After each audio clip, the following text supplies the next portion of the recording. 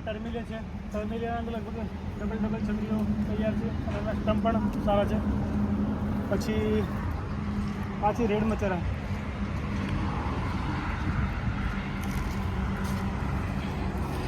આ ઝાડ બારે માસ લીલું થમ રહેતું છે અને એની પણ હાઈટ તમે જોઈ શકો છો. નારિયેળી બતાવી દઈએ. બ્લેક ફાઇકસ છે.